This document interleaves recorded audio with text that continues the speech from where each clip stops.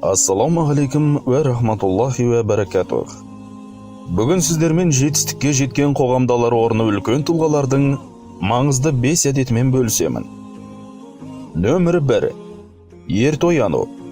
Жетістікке жеткен адамдар міндетті түрде ерте оянады. Себебі ерте тұрған адамның уақыты сол күні істеу керек болған жұмыстарын істеуге толықтай жетеді.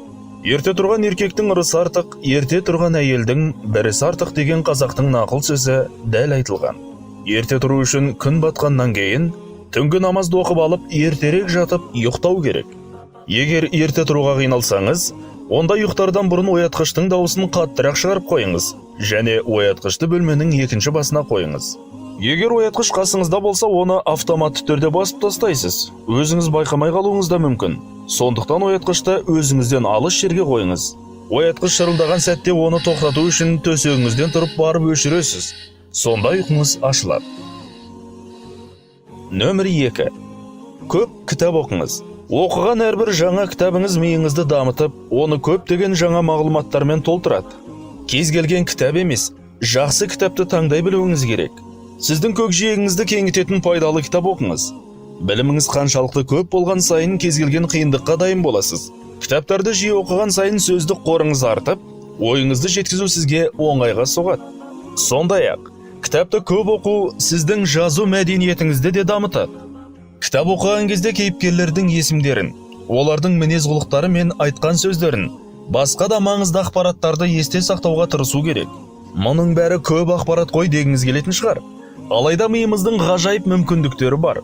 Қажетті санаған ақпараттарымыздың бәрін ми оңай сақтай алады. Таңғаларлық жайт, әрбір жаттаған ақпаратымыз миымызда арнайы жолдарды пайда қылады. Егер ол ақпарат бұрынырақ болған болса, онда ол сол жолдарды күшейте түседі. Кейін қажет жағдай туындағанда керек мағлұмат есіңізге бірден түседі. Кітап оқуға арнайтын уақытыңызды нақтылап белгілеп алыңыз және кітап оқуды күнделікті әдетке айналдырыңыз. Алланың қалауымен біліміңіз артып, жетістікке апарар жолда ол сізге көп көмек береді. Үшінші әдетке айналуы тиіс нәрсе денсаулықты күту. Өзіңізді күтіп, дұрыс ас ішіп, әрдайым жаттығулар істеңіз және зиянды нәрселерден аулақ болуыңыз керек. Денсаулықты күту сізге қандай пайда әкелетінін білесіз бе? Дене шынықтыру, жаттығулар арқылы сіздің физикалық, ментальдық және эмоционалдық жағдайыңыз мықты болады. Дұрыс тамақтанып, әрдайым жаттығу жасау, өзіңізді жақсы сезініп, көңіл күйіңіздің көтеріңкі болуына себеп болады. Өзіңізді дағдылау бастапқыда сәл қиындау көрінуі мүмкін, бірақ уақыт өте бәрі жеңіл болады. Үзбей жаттығулар жасап, дәрумендері көп ас ішіңіз. Денсаулығыңыз жақсы болса, үлкен жетістіктерді бағындыруға мүмкіндіктеріңіз артады. Төртінші әдет. Мақсатқа ұмтылу. Биік белесті бағындырғандардың жетістікке қалай жеткені сізді шабыттандыруы мүмкін. Иә, біз олардан көп нәрсе үйрене аламыз. Олардың жасаған қателіктерін жасамай, нені істеп, нені істемеу керектігін үйрене аламыз. Бірақ, егер сіз олардың жетістіктерін көру арқылы өзіңізді шабыттандырудың орнына, өзіңізді олардың жетістіктерімен салыстыра бастасаңыз, өзіңізге деген сеніміңіз төмендеп кетуі мүмкін. Қызғаныш пайда болып, жабығуға түсуіңіз мүмкін. Көбінесе өзіміздің жетістігімізді, немесе сәтсіздігімізді басқалардыкімен салыстырамыз. Есесіне уақытымызды жоғалтып, көңіл күйіміз нашарлайды. Егер үлкен жетістікке жеткен адамдармен өзімізді дұрыс көзқараспен салыстырсақ, мүмкін өзіміздің осал тұстарымызды анықтап, қандай бағытта көбірек жұмыс істеу керектігін табамыз. Сондықтан, егер әріптесіңіз жетістікке жетіп жатса, оған қызғана қараудың қажеті жоқ. Олай қарауыңыз, өзіңізді онымен салыстыруыңыз сізді көре алмаушылық сияқты дертке ұрындыруы мүмкін. Егер біреуді көре алмайтын болсаңыз, күйзеліске ұшырап, жетістікке ұмтылатын, дамитын уақытыңызда қалмайды. Алайда ол уақыт пен қуат өзіміздің дамуымызға, жетістікке ұмтылуымызға жұмсалуы керек. Сондықтан көре алмау, қызғану сияқты сезімдер бойымызда бар ма жоқ па бақылауымыз керек. Жетістікке жеткен адамдар өзгелермен емес, өз-өздерімен жарысатындарын айтады.